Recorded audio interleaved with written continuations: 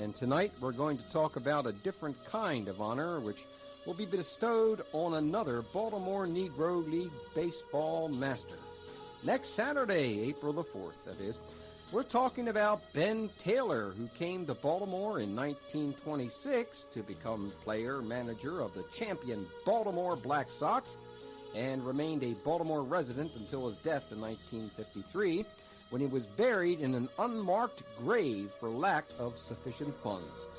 A memorial marker for his resting place will be unveiled and dedicated at the Arbutus Memorial Park in Baltimore at 1 p.m. on Saturday, April the 4th.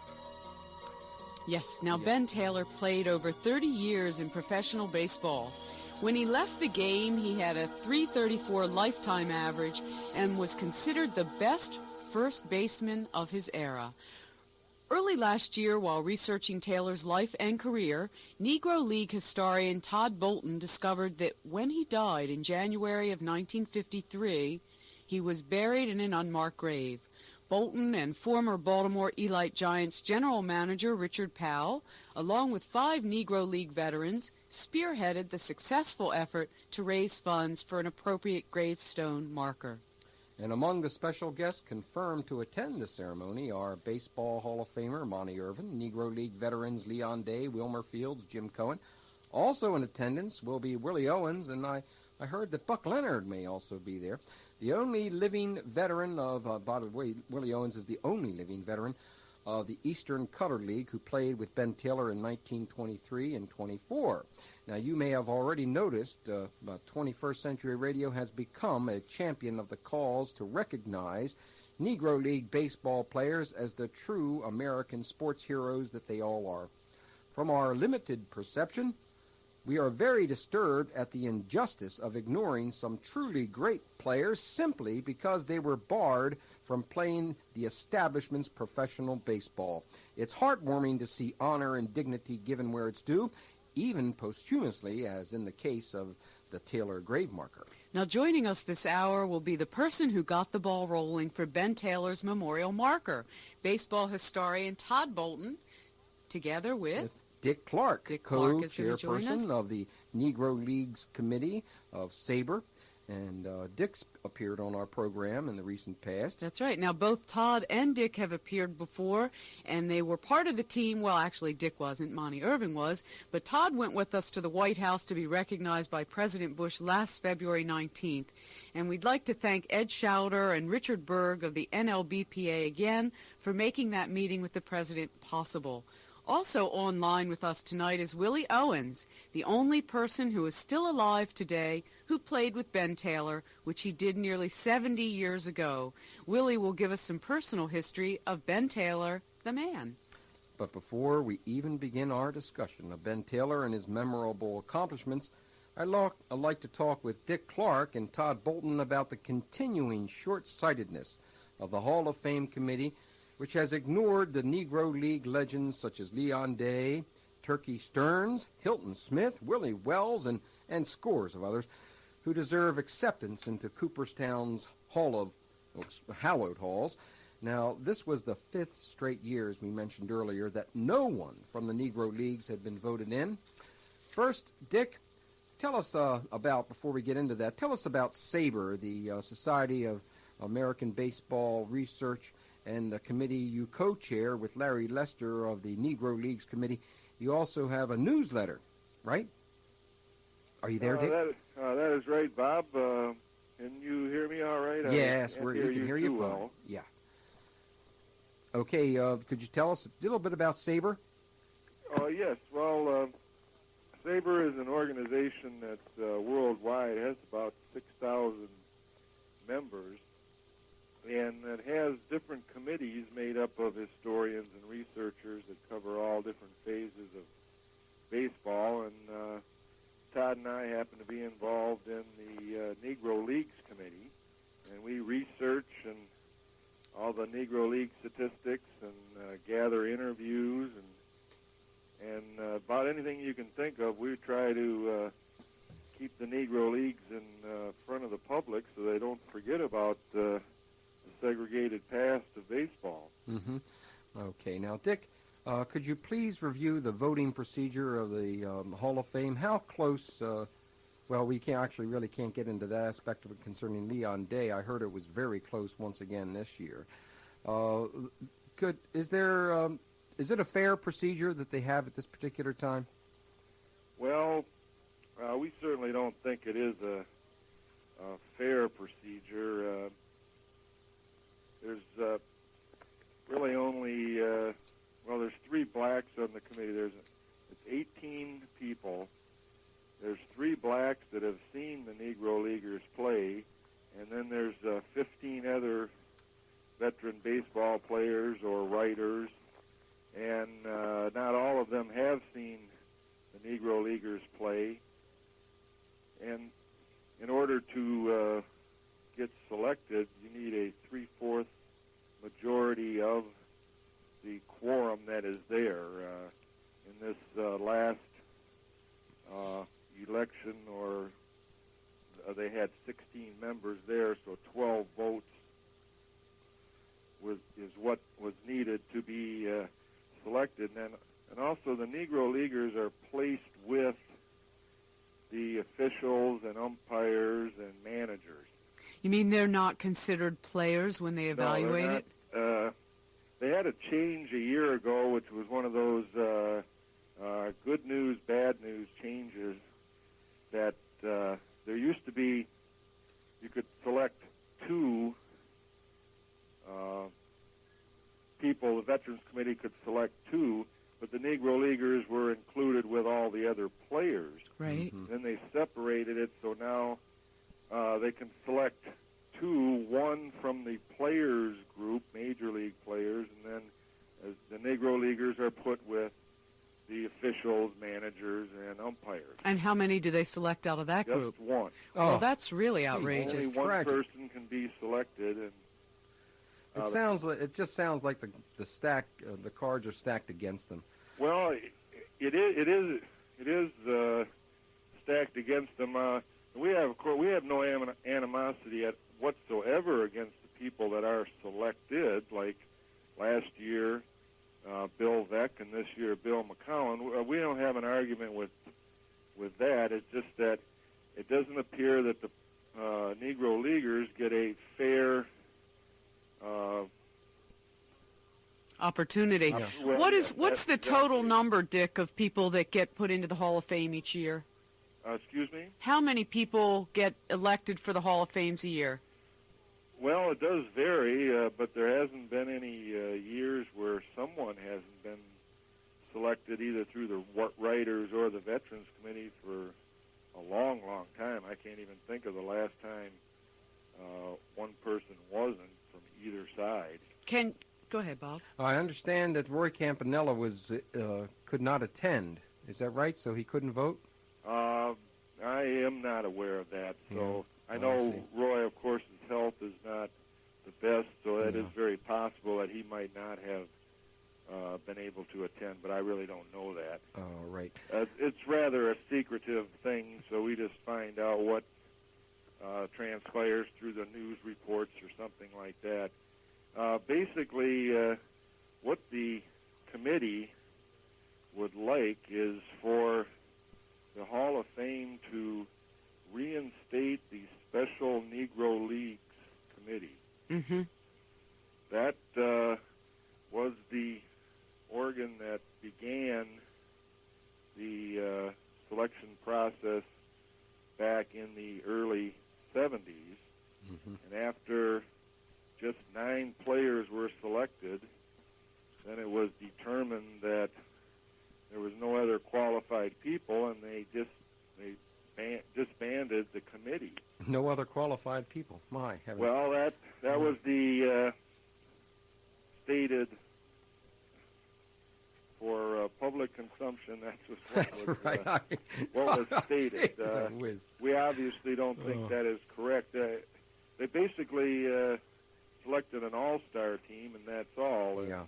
Mm-hmm. And then since that time, there's only been 2 Negro Leaguers that have been voted in by the Veterans Committee, and that's probably in a 16-year period. Well, thank you very much for addressing this particular issue, Dick. Dick's pinch hitting, as we say it, for Monty Irvin, who is going to be with us. Monty has lost his voice. He's speechless. Well, that's right. He has laryngitis. Yeah, he has.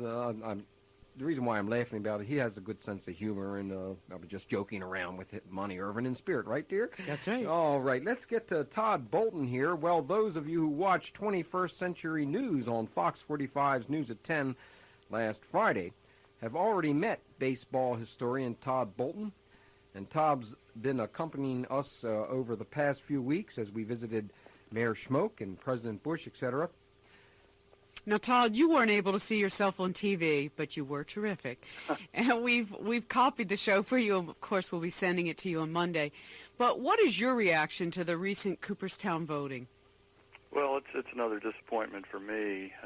We felt that we had the momentum going in our favor this year with all the things that you and others have been doing for Leon Day, and I felt this was the best chance we had had in a long time, and it was disappointing, and I agree with Dick wholeheartedly. It seems like the only way we'll ever get any equity in this thing is if we get the old committee established again that can deal exclusively with Negro League veterans and have people on that committee that are knowledgeable of Negro League baseball. You know, it's so interesting. We've spoken before with John Hallway and Jim Riley. These are historians, as you know, of the Negro League ball playing, as well as other pieces of information about baseball. And it seems that everybody who knows the business of baseball agrees that it is an equitable process and certainly not fairly representative of the quality of the players in the Negro League. Yeah. So who knows what it'll take to change it. But why don't we review, Todd, the real subject of tonight, which is your involvement with the Ben Taylor Memorial, which will be placed this April 4th at 1 p.m., the headstone, at the Arbutus Memorial Park at 1101 Sulphur Springs Road. Okay, well, we do think we have a nice ceremony planned this coming Saturday. I think we have about 16 Negro League veterans confirmed now to attend the ceremony.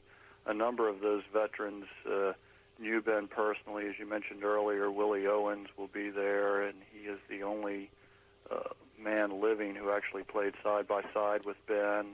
We're also going to have Leon Day and Buck Leonard there, who played under Ben. Of course, Buck was the greatest first baseman in the last 2 decades of Negro League baseball.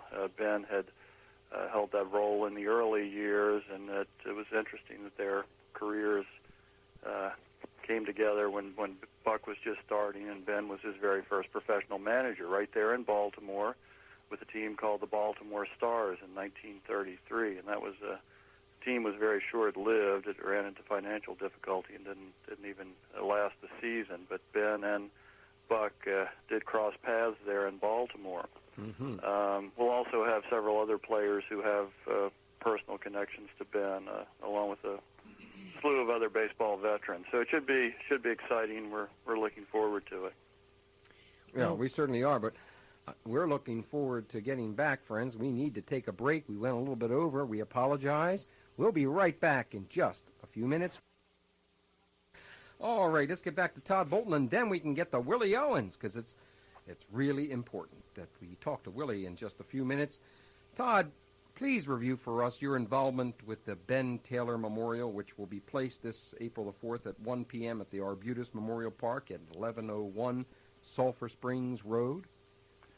Well, I'd been doing some research. Of course, my two favorite teams are the Black Sox and the Elites, being Maryland teams here, and I've begun to do some research on a lot of the old Black Sox players, and of course Ben was one of those, and I knew he had spent a lot of years in Baltimore, so I decided that I'd try to seek out his grave, and I went through the microfilm of the Baltimore Afro-American and found his obituary, found a little article about it, the memorial service for him when he died, and decided I was going to scout out the grave. So I went to Arbutus Memorial Park and asked them he was buried there, and they looked him up, said, yes, he is, but you won't be able to see anything because he's in an unmarked grave. No marker, no number, no nothing. And one of the old-timers who works in the graveyard there took me out and showed me the approximate spot, and the more I thought about it, it just really bothered me. Here was one of the all-time greats of black baseball. He, without a doubt, it was the premier first baseman in the first quarter of the century, and the man had been a great citizen of Baltimore and had done a lot in the community after his playing days were over, and here he was buried 39 years ago in an unmarked grave, and it just disturbed me. So I talked to Dick Powell and Leon and Monty, some of the others, and told them of my concern, and we decided we were going to do something about it. And just about a year ago, we started our committee, and been very successful in raising funds. It's been all individual small contributions, $5, $10, $15, $20 contributions, and with the help of about 110 people, we have raised the money to have a bronze and granite memorial marker placed on his grave, and so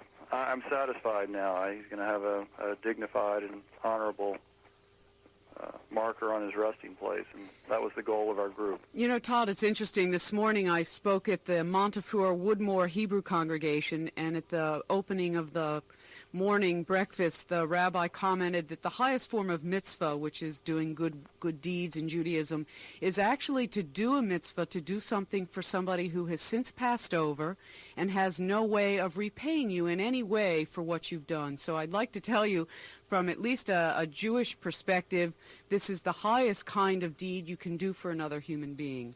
But before we get to the personal side of Ben Taylor with Willie Owens, let's review some of Ben Taylor's statistics. We'd like to open it up to you, and if Dick has anything to add, is Dick still there? Yeah. Fill us in on Ben's accomplishments. Well, Ben actually started out as a pitcher. He started his career in 1908 with his brother C.I. Taylor, his older brother C.I. Taylor, and they groomed him to be a pitcher. He was a left-hander, and he pitched intermittently off and on for about the first 5 or 6 years of his career. But with his strong bat and his strong defensive skills, he was eventually moved to first base, and within a very short period of time, he was a master of the position. And, of course, he was a tremendous hitter, line drive power hitter, and his numbers in the early years were always 300 plus. And he never had an under 300 season until 1923, the first year that he was with the Potomacs. And interesting about Ben, he was able to maintain this pace for many, many years. His last year as a player was 1929, and he was 41 years of age. And even at age 41, he ended up the season with a .322 batting average. At 1921, the records that have been, the boxes that have been recovered from the 21 season show that to be his best season at the plate. He had .407. Oh. So he was tremendous with the bat, and as Willie will tell you later on, he was just a graceful defensive player, and made everything look good. Everything he did in the field, he looked good with. So he was just a top-notch ball player, and he had the ability to pass a lot of those skills down to players in later years when he was a coach and a manager, and was a highly respected man too. In the past year, I've really intensified my efforts to research his life and career, and one of the things you hear all the time from those who knew him is he was just a true gentleman, a first-class fellow, respected by all who knew him. I mean, these are the kind of things you hear from the ball players. So really outstanding human being as well as an excellent ball player. Well, you know, one of the things I found interesting, because you don't often see this, particularly when you consider the years in which this man played, but he came from an illustrious baseball family. His brother Charles, or C.I. Taylor, was the manager of the Indianapolis ABCs, and his other brother, Candy Jim, I believe, That's correct. was a third baseman who went on to become vice chairman, as I remember, from the Negro National League. And they still had another brother, right? Steel Arm Johnny. Right, Steel Arm Johnny. Steel Arm Johnny. But they say that Ben was by far the family's best. But that's a remarkable demonstration of what I call genetic tracking. Right. Meaning, you know, when souls pick their place of incarnation, they do it for a good reason. He Well. must have really wanted to play ball. Yeah, I guess All so. four of them did have an opportunity to be together 1 year, 1914, the first year that CI took over the Indianapolis ABCs. All four of the Taylor brothers were on that team in 1914. So that was the only year as professionals that they were all four together. Well, they must have in school, you know, been envied by all. You put the four brothers together, you probably couldn't beat them. Hey, you got almost half a team there. You can go around playing Enough to everybody. play. Hey, listen, when We used to play with two. That's right. You throw the ball, you hit it, and somebody you have to divvy up who's going to run for it. Okay, now before we run on the time, we want to get to Willie Owens, but Dick Clark at SABR, etc. Did you have anything else you wanted to add on Ben Taylor? Well, just one point is Todd knows Ben better than anyone, and I would just like to mention the fact that in just about every poll that's ever been conducted, Ben Taylor is either first or second among first basemen of Negro Leaguers, and obviously with the underrepresentation of Negro Leaguers in the Hall of Fame, if it's ever rectified, then Ben Taylor would become a member of the Hall of Fame because of his greatness. Mm-hmm. We hope we can somehow affect a change in the years to come on that, Dick. This is absolutely a miserable situation concerning that as far as we're concerned anyway. And you know, I'm not saying I know very much about this particular area, but I can spot injustice when I see it. All right, now, friends, as noted earlier, the only player still alive who played with Ben Taylor is our guest now, Willie Owens. He's been very patiently waiting on there. You there, Willie? Yeah. All right, Willie, according to Robert Peterson's highly respectable work, Only the Ball Was White, originally published by McGraw-Hill in '84, and now reissued just this past month by Oxford University Press. Hey, baseball's gone to Oxford now, friends. Willie, or William Owens, played from 1923 to 1933. His positions were shortstop, second base, and pitcher. He played on the Washington Potomacs, Chicago American Giants, or Giants, as they say in Baltimore, Indianapolis ABCs, Dayton Marcos, Birmingham Black Barons, Memphis Red Sox, and the Detroit Stars. Welcome to 21st Century Radio's Hieronimus Company, where knowledge comes first. Willie, was that information about you via Bob Peterson accurate? Pretty much. Pretty much? Okay.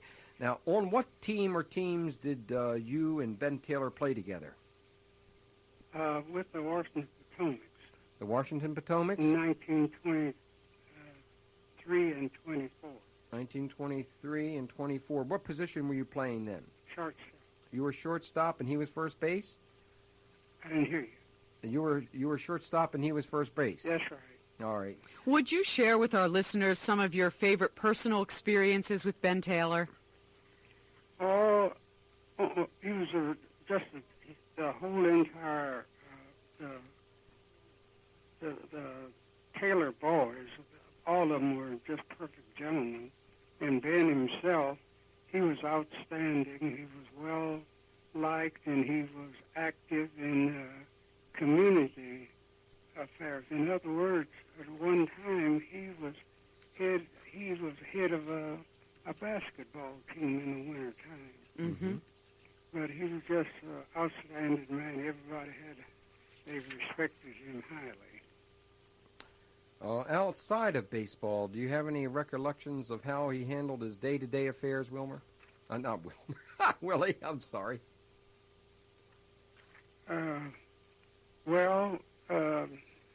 From CI C.I. was the fellow that made all of the ball players wear a collar and tie. That was Ben's brother Charles, right?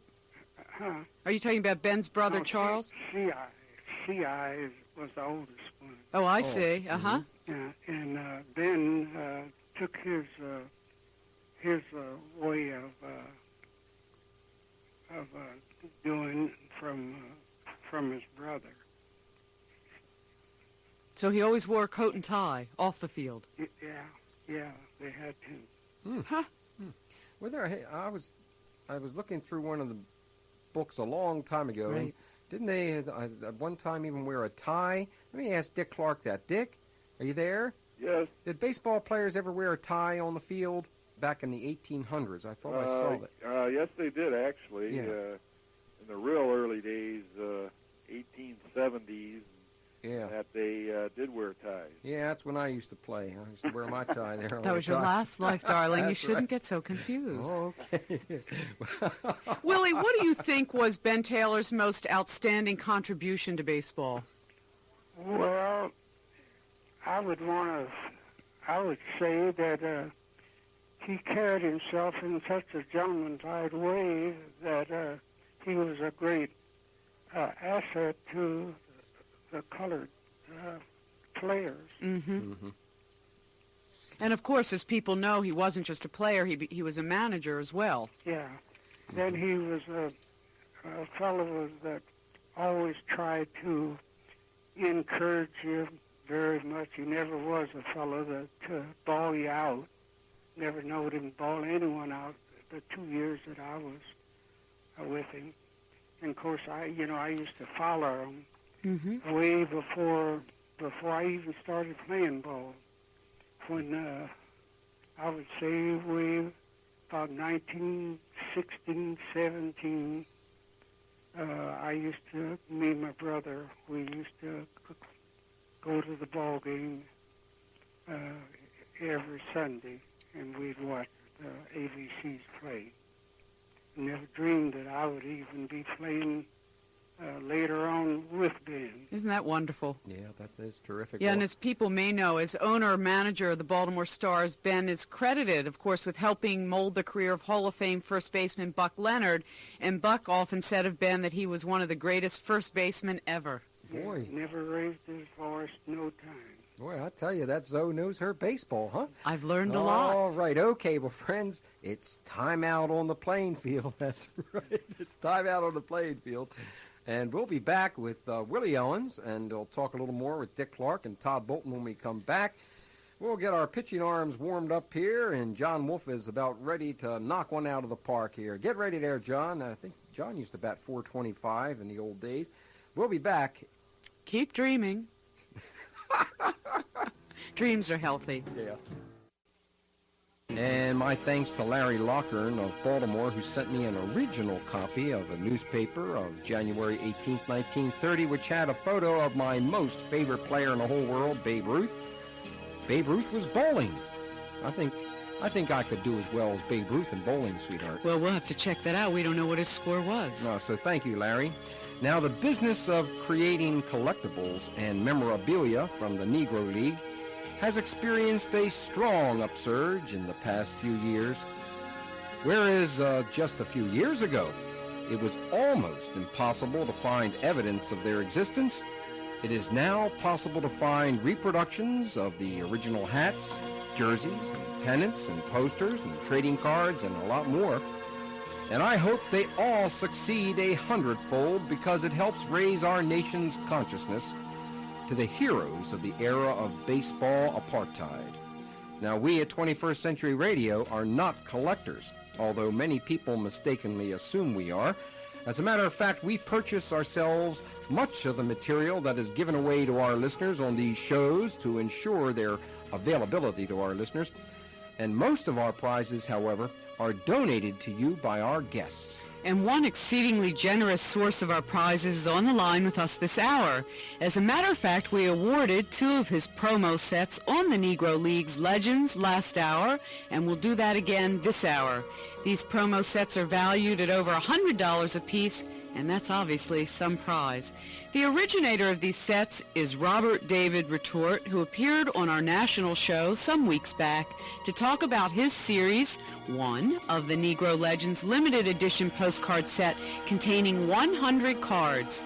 This set has received some nice compliments from such baseball historians as Dick Clark, chairperson of the Negro Leagues Committee, and Larry Lester of the Society for American Baseball Research, or SABR, both of whom have been on this program before. As a matter of fact, Dick Clark was just with us That's a few right. minutes ago. Right? Now, in their February 1992 Negro League newsletter, they said, quote, "I found the following excellent. The R.D. Retort Negro Leagues Legends postcard set is terrific. Many new images I haven't seen. I'm still awaiting publication of the Negro League pictorial book," end quote. Well, that's high praise indeed by one of America's most important baseball researchers, and just wait till he sees that book. Now, he certainly won't be disappointed. 21st Century Radio and the rest of the collector's world have also been awaiting this publication, Pictorial Negro League Legends, which will be finished within the next 10 days. But we already know what it looks like because we just received an unbound copy hot off the presses. Well, it's not a complete copy, but from what we have in hand, it's easy to judge that it will be an excellent addition to Negro Leagues history. Our guest this hour is Bob David Retort, the man responsible for producing both the Negro League Legends postcard set and the soon-to-be-released pictorial album. Welcome back to 21st Century Radio's Hieronimus Company, where knowledge comes first, Bob. Hello, Bob. Hello, Zoa. Okay, when did you become interested in the Negro League players and their great but largely unheralded history, Bob? Well, it started a few years back with the pure interest sake of the lack of knowledge in the field and picking up certain publications by a Mr. John Holloway, who's wrote extensively on the Negro Leagues, and Robert Peterson, who has a book out called Only the Ball Was White, and other various card sets around. It spurred my interest to go and do further investigation on the Negro Leagues.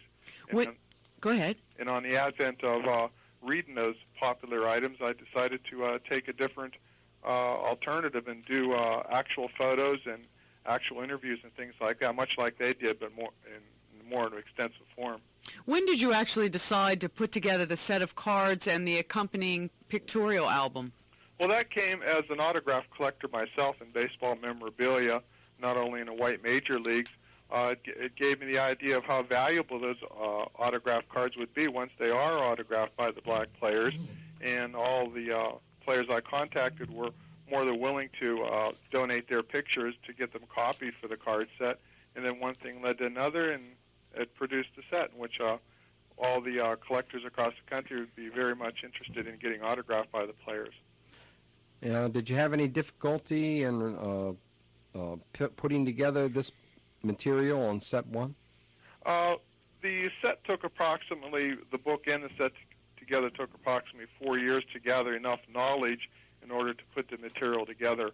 And up until the past year and a half, it was basically obtaining and putting together the knowledge and obtaining all the photos directly from the players and various historical institutions like the National Baseball Library and the Kansas City Historical Society in Topeka, Kansas, and private collections like from Phil S. Dixon, getting the photos together, sending them out to the players, getting them identified, and then writing commentaries on them and putting them into a set and so forth.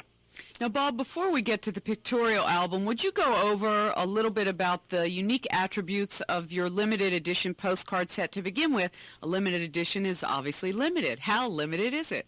The Negro League Legends postcard set is limited edition to 10,000 units.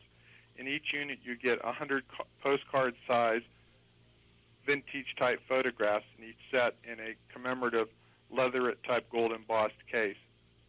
Boy, what a case. Yeah, we're going to talk about that a little later on. It's so nice. I put all my cards in pages, plastic pages, so I can look at them. Right, that's a very popular format to do, too, especially after they're autographed. Mm-hmm. And if you're sitting around a coffee table with other people, it's nice to have them in a format of that nature so you can browse them, read them easier. Why don't you tell us a little bit about some of the highlights of the players in the set? Some of the real popular players in this set, of course, you had him on your show, is Gene Benson, who's one of the star figures in the Philadelphia area, along with Stanley Glenn and Malin Duck, who are also featured in the set, and Wilmer Harris and Larry Kimbrough, all of which who play with the Philadelphia Stars. And some of the other players you had on your show, like Leon Day, who was very close to the Hall of Fame induction this year, is in the card set, and he was on your show. And Monty Irvin's in the card set, who was previously on your show, and he's in the Hall of Fame. And he later on went from the Newark Eagles to play with the Newark Giants. And other stars like Buck Leonard's in the set, and he's still living. Very nice player to play with the Homestead Grays. And we even have players in there such as Harold Hooks Tinker, who was very instrumental in the founding of Josh Gibson back in the mid-1920s. Players such as that. Well, when some of the cards that I particularly like, which you don't find in most, haven't seen all the sets. I've never seen the 1974 Laughlin or the 78 Laughlin set. Maybe my dates are a little bit wrong there, Bob, but I haven't seen those, so I don't know what they look like. I think they're probably drawings. Is that right? Right, I think they're sketch drawings, if I remember correctly. Yeah. But most of them seldom show the players' teams, the whole teams. Yeah, on the request of collectors throughout the country, when I was starting to put together the set, and of course even the players themselves, people would make reference to team photos. And a lot of your early sets, like going back to white baseball, like in your top sets and your early archival sets, would throw a certain amount of team photographs in. I thought, and I've always enjoyed those, especially when they were marked properly, and they were just a neat thing to collect. So in the advent of taking recommendations through other collectors and looking at that and appreciating something like, I decided to add a number of unique team photos to the set too. And also they're very instrumental in getting those autographed by two or more players who are still living on the teams. Well, have you heard or read that quote from Dick Clark before? Yes, I thought that was very nice of him. Yeah, I'll say. Well, Dick is certainly top-notch. No two ways about it. He knows his stuff. Oh, he's one of the finest historians in the country on Negro League history. Well, one of the things he said about your set was that there were some images he had never seen before. Maybe you can share with our listeners what that is. Yeah, in the way of the vintage photographs that I've used, by contacting the players directly, I was very fortunate enough to get into their photograph albums and have them send me photographs that basically were unobtainable by other historians throughout the country. And just out of the sheer contacting the players and having them send me photos, I would select the best, the ones that I thought were the best that were unpublished. And in that view, they come to light then. And that was very instrumental in, my fellow colleagues learning from things that I picked up from the players, too, like that were unpublished, formerly unpublished. One of the things I failed to ask Jim Riley and some of the others that we've spoken with is whether or not anybody's gone around and done a complete oral history with the players that are still alive. Yes, that was back in the 70s when Robert Peterson was doing his book, and, of course, the nice books from John Holloway. That was a very good format to use, and a lot of the players, even associated with the SABR committee and Dick Clark, they've done not only oral interviews but written interviews. And the gentleman, the historian Phil S. Dixon out in Kansas City, he's done extensive oral and written interviews to the players, and that's my next segment. Now, is doing oral interviews. That was what I was going to ask you, whether or not somebody's put it in a sort of package form that somebody can purchase so that you can actually listen to taped interviews rather than always having to read books. Yeah, I see what you're saying. Well, exactly. Stephen Banker did that. Did he? 1978. I've not heard that. Well, series. That's the Black Diamonds that's right, series, correct. Cassettes that I listened to ad infinitum. Oh, that's what those are. He does, morning, day, and night. Yeah, well, that's how we've learned. When friends, look, I don't pretend to know very much about this particular area. My feeling about this work, that is the Negro Leagues, is that great injustice has been done for many, many decades, and something really had to be done about it. And when I talked to other members in the media, I received some truly puzzling answers. One of the things I heard consistently was, Bob, these guys were playing in small ballparks, and that's the reason why they hit so many home runs. Bob, they didn't have good pitching, so the batters were knocking it all over the place. I mean, then I started reading, which obviously the people who told me these things didn't do any reading or any research in, and I found out that the folks that told me this, now these are guys that knew a lot about baseball, or were in baseball professionally. Were even in baseball professionally, were dead wrong. Is that right, Bob? Yes, I agree with you, Robert. That's correct. And as you pick up on the, as you say, the oral histories and read extensively on the parallel readings, you'll find that what you're saying is very true, corresponding that they were, the parks were not small. They were legitimate, legal type parks is what you would say, with the right parameters. And their catchers and their pitchers and the batters were on equal par with the white major league players, and that can be quite readily seen throughout the barnstorming days with Dizzy Dean and Bob Feller's All-Stars, in which the black All-Stars would tour with these players and do very well, if not exceed the white major league players in a lot of instances. Well, that's the reason why, was it Landis? Was it Landis? That's right, Judge yes. Landis. That's the reason why he forbid, after a certain period of time, the barnstorming, because literally, friends, these teams were beating the pants off the best that the white teams had to offer, and they weren't even using their best, they really weren't using all of the best players. Right, and they were also collecting more money and drawing bigger crowds. Mm-hmm. That's right. Which was interesting. Yes. As a matter of fact, we are going to take a break here, and we do have a listener, Larry. Larry, I mentioned a little earlier how much I really liked the Babe Ruth picture that you sent. It was really very kind of you. Babe Ruth bowling. How do you like that, Robert? Babe Ruth bowling. I think that's maybe the only thing I could beat Babe Ruth in. That's amazing. I don't know about that, Bob. How do you claim that? Well, because he's not around. That's one and way I got to the win. microphone. Play somebody that doesn't have a body anymore. That's right. That's right. You're sure to right. win. Listen, I'll challenge Babe Ruth to bowling anytime. I wouldn't say that. Yeah. You know the Babe. He may come down in that bowling alley the night you play. Well, no surprise to me. I'll tell you that. Well, friends, we need to pay for this show so that we can stay here on the air, okay? All right. See you in just a few minutes. I had a lot of other questions concerning the set number 1 card, but I want to move on to the pictorial book, and we do have a caller who has been so kind to me that I want to get him on the air as soon as possible. First, let's go to Larry in Essex. Go right ahead, Larry. You there, Larry? Yeah, good evening. How are you? Larry, again, I want to thank you very much for sending that photograph, the newspaper article on Babe Ruth bowling.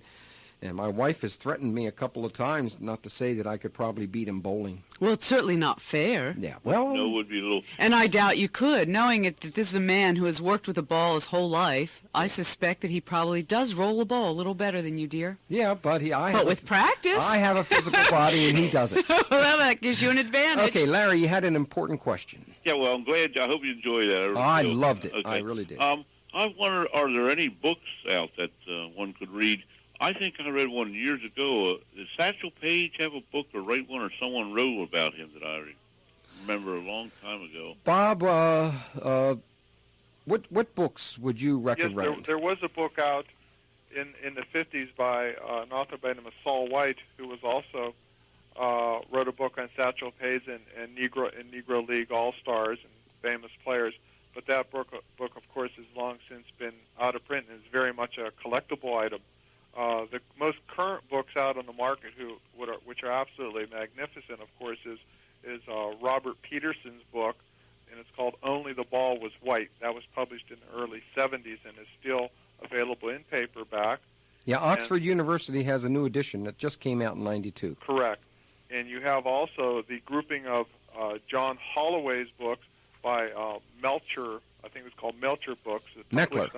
Meckler, that's it. Right. Mm-hmm. And those are an excellent source of reading material. And I think now he has his most current release is Josh Gibson book and a Satchel Paige book combined in one book. both players. So it should be very good reading. I do have it, and it is excellent. Yeah, it's a great book. As a matter of fact, John Holloway was with us first hour so many years ago. Actually, tonight he was with us, and that's the book we reviewed. Right, he's a very accomplished author. All right, I have a question for Larry, and the prize will be a Josh and Satch book by John B. Holloway. Larry, you ready for the question? Yeah, I hope. All right, Larry, where do you live? In Essex. You win the prize! All right. All right, you win a prize. This is what we'll give you. We'll give you that Josh and Satch book from courtesy of Meckler Publishers, and we'll give you one of these beautiful proof sets that Bob David Retort published, and we'll give also a punch in the nose. How about that? How about the right to direct traffic on opening day? No, I don't need that. No, thank you. It's called Dodge. Yeah, I appreciate that very much. I really do. All right, well, So much. you just make sure that my executive producer has your address and number there so we can get it off to you, okay? Yeah, a real good show tonight. I'm really interested. Really Thank you. good listening. Well, Thanks a lot. you're very welcome. God bless that man. All right. Now, let's get Can back. we move to the pictorial book? I'm dying, but first, let me ask this question concerning the box sets number 1. What's the cost of set number 1? The retail cost of the set is $85, and that includes of course, the almost 300-page pictorial book and the 100-card postcard set Wonderful. in the presentation box. That's incredible. And you're doing a set number 2?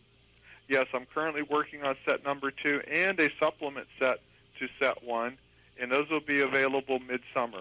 Oh, boy. I can't wait to see them. Maybe we'll trade sets. Dr. Bob is working on a UFO card set. No one's supposed to know Sounds that. great. Don't tell. I No. love that.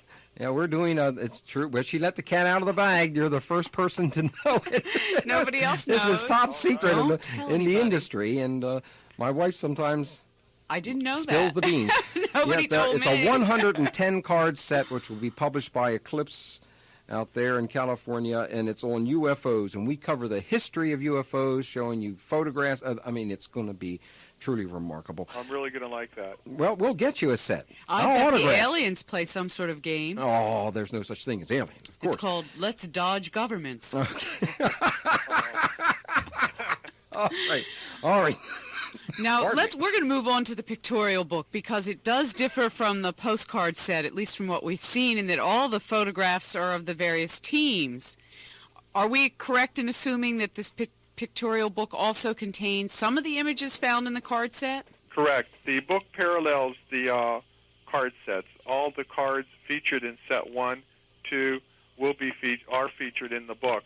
So actually, when you buy the pictorial book comes with card set 1, you'll get an inside information on what card set 2 will look like, too, by the many photos.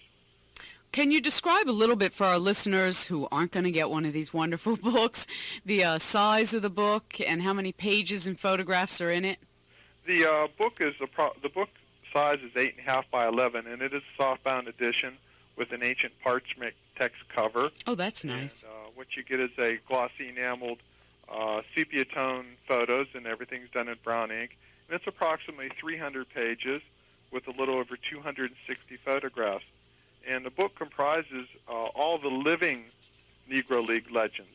Of course, since the book has been published, a few of the players have passed away, like George Giles have passed away and left the Allen Bryant. And it also features all the current Hall of Fame players that are in Cooperstown now. And we started a lot of the teams back around the turn of the century and included a full run, say, the Kansas City Monarchs, of which is over approximately around 20 photos just of that team and other teams in chronological events, and all the way up until the Negro League dissipated in the 1950s. Well, how's the book organized? For example, the team photos of the Baltimore Elite Giants. Are they in consecutive order? Right, exactly. Right. When you open a book, you'll get an eventful pictures of approximately 200 players at the front of the book, all with small bios and their photos from their personal collections. Then you'll go into the group players, and that's players consistent of 2 or 3 or more players in a group, and they're dated accordingly. Then you go into the team photos, and they're all grouped in sections. Like if you have the Baltimore Eli Giants, it would start with the earliest found photo that I have of them and go all the way up till the last date. Say, if I have the earliest photo 1925, I could have a 1928 photo or 1930 all the way up to 1940s, and they're chronologically placed in there, so you can follow the players throughout their career, because a lot of the players have jumped around in the teams. They sure did, didn't they? And that's very important. And one very, very important thing of the book is all the photos have been identified by the players themselves. So anything that's been written under the photo are completely capsulized by the players, and all the players on that team were identified by a living player on that team. So well, that's remarkable, Bob. That's remarkable. Good research, because boy, you need some real good research that's 100% there, or else you just duplicate errors.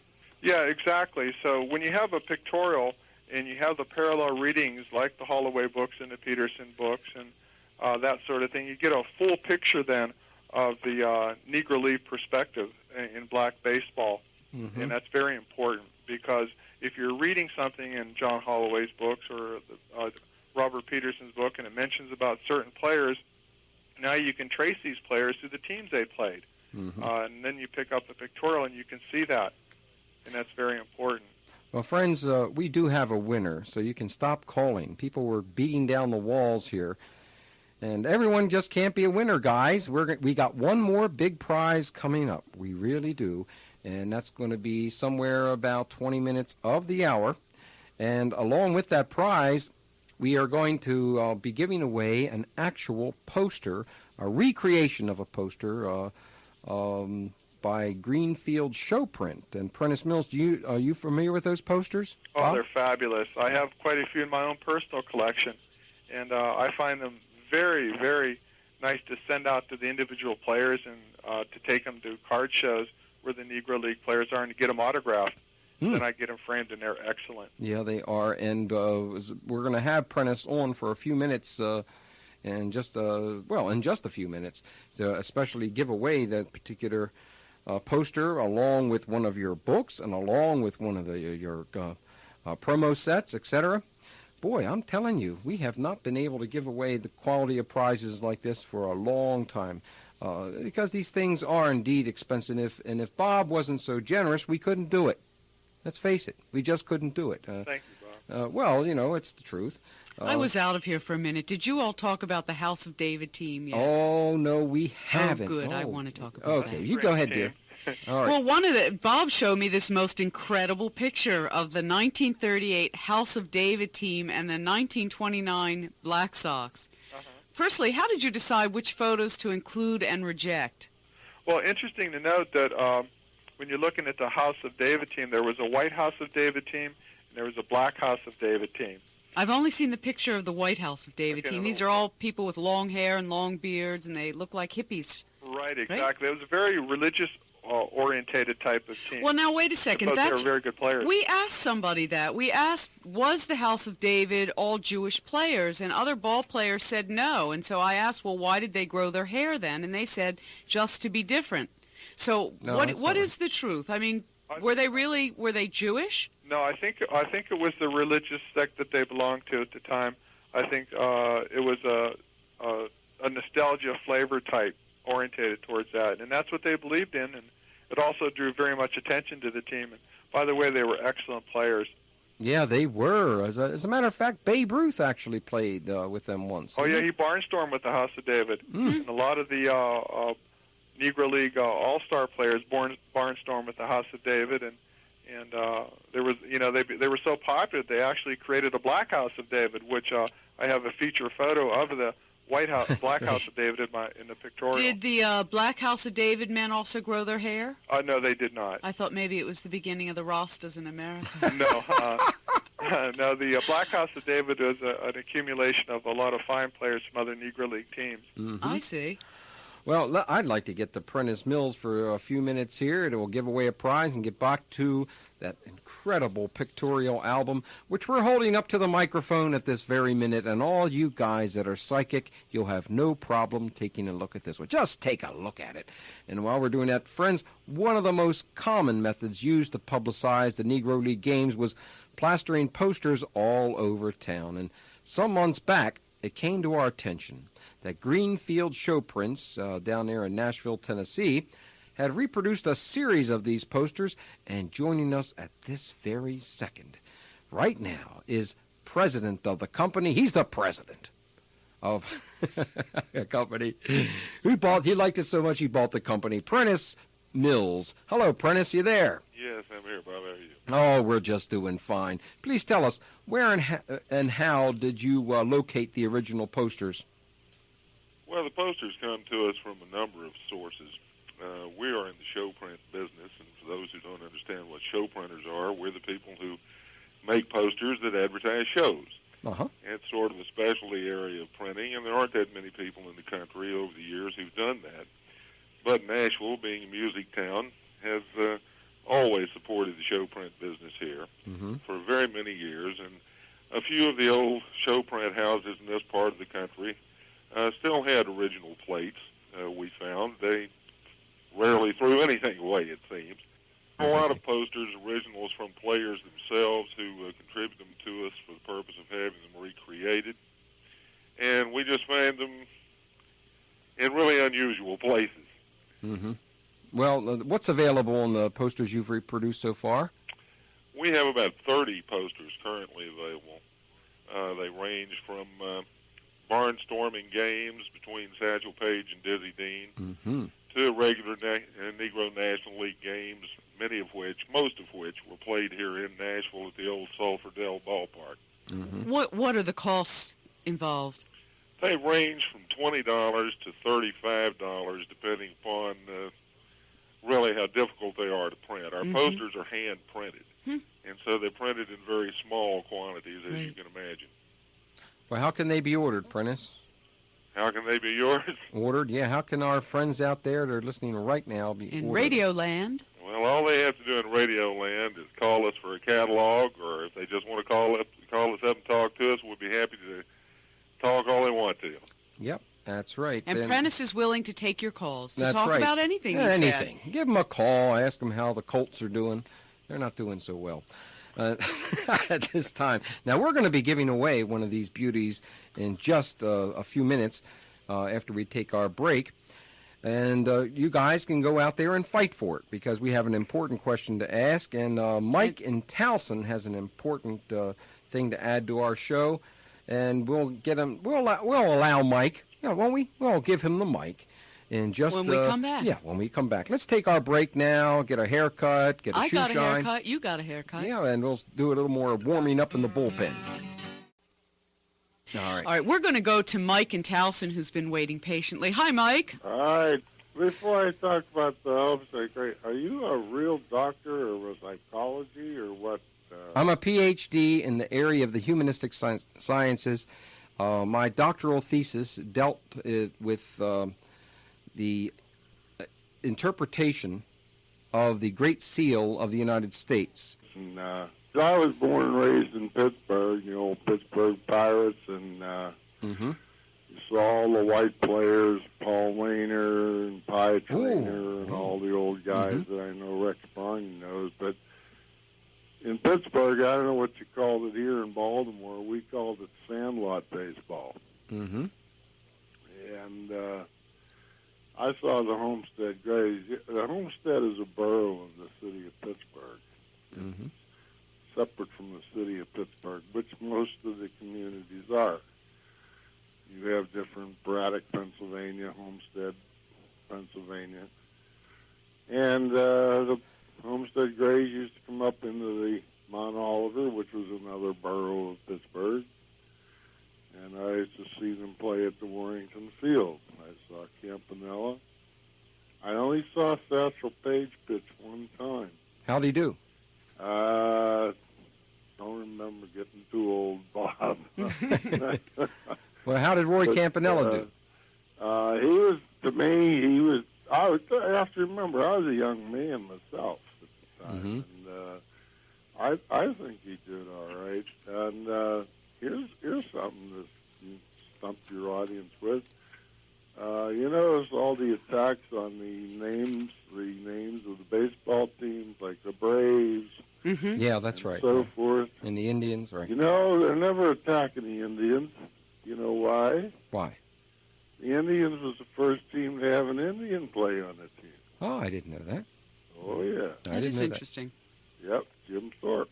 When you yeah. when you used to watch the games, Jim Thorpe played for the Canton Bulldogs, and he played a few seasons with the Indians for maybe $5 a game, and he lost all his medals, which I believe were finally restored to him. I'm not sure of that. Well, Mike, one question, and then we're going to have to go. When you used to go and see these games and you were a young man, did it occur to you that it was a little strange that the Negro League players were only playing amongst themselves? No, not really, because you have to understand Pittsburgh was an integrated city. I mean, we didn't have what you guys had down here. I went to school with blacks. No, that's what I'm saying, though, that they weren't allowed to play with the white players. That's what I'm asking. Well, Wasn't that strange? In high school, they were. Uh-huh. In high school, my wife went to high school with a mixture of black kids. The area where we lived had some black families. Well, Mike, we're going to have to In go. fact, the black kid was my assistant Boy Scout leader. And they could sit at the same counter with us, too, by the way, in Pittsburgh. Well, those thankfully, days. some people were humane and sane. Yeah. Let's You have a good night, Mike. All right. Now, I want to get back to this pictorial book, which is from what I have seen, it's truly outstanding. And as we mentioned earlier, Dick Clark is just going to love it when he gets his copy. Now, this book not only contains the Negro League teams of America, but various teams of, and this is the first time I've seen this, the Dominican Republic, Puerto Rico, Mexico, etc. Truly outstanding. Now, where did you come by some of those beauties? A lot of the team photos and elements of the group photos were, again, taken directly from the players. One player who was very instrumental in sending me some very fine photos from the Puerto Rico area was Bob Thurman, who played with the Homestead Grains and Kansas City Monarchs, and later went on to minor league play too. And he was just recently voted into the Puerto Rican Hall of Fame. Mm-hmm. And those Puerto Rican photos come directly from his private collection. And of course, some of the other photos again come from the National Baseball Library in Cooperstown, New York. All right, now, what's the cost of the pictorial book? We touched on this a little earlier, but I think we want to remind our listeners out there.